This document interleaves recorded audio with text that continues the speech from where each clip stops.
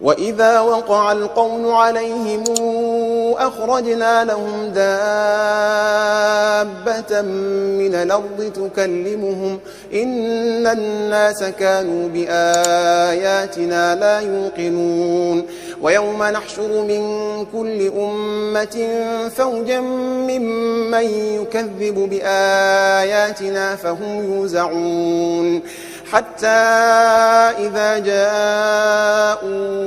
قال أكذبتم بآياتي ولم تحيطوا بها علما ماذا كنتم تعملون ووقع القول عليهم بما ظلموا فهم لا ينطقون ألم يروا أنا جعلنا الليل ليسكنوا فيه والنهار مبصرا إن في ذلك لآيات لقوم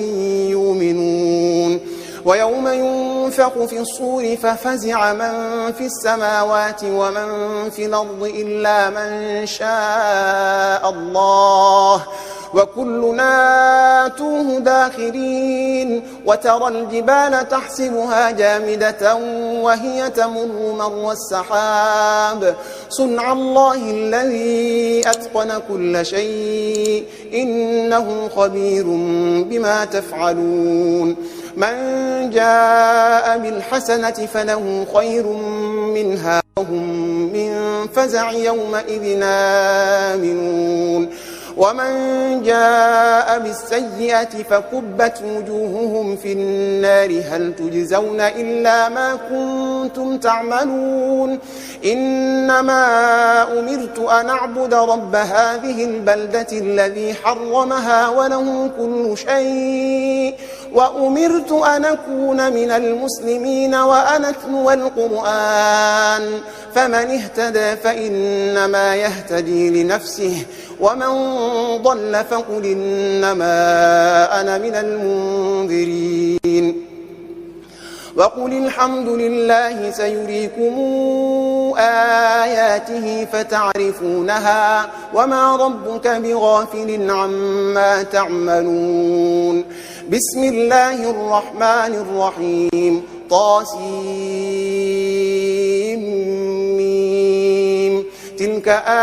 آيات الكتاب المبين نتلو عليك من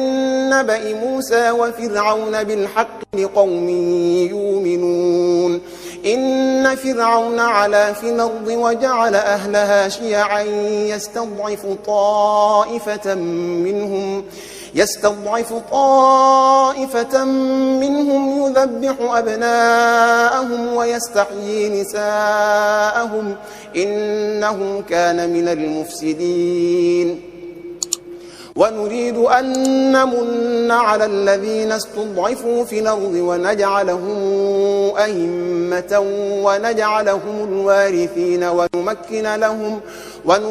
لهم في الأرض ونري فرعون وهامان وجنودهما منهم ما كانوا يحذرون وأوحينا إلى أم موسى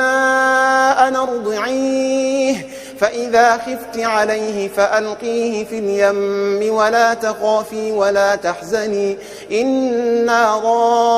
رادوه إليك وجاعلوه من المرسلين فالتقطه آل فرعون ليكون لهم عدوا وحزنا إن فرعون وهامان وجنودهما كانوا خاطئين وقالت امرأة فرعون قرة عين لي ولك لا تقتلوه عسى أن ينفعنا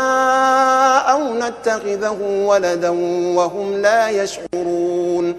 وأصبح فؤاد أم موسى فارغا إن كادت لتبدي به لولا أن ربطنا على قلبها لتكون من المؤمنين وقالت لأخته قصيه فبصرت به عن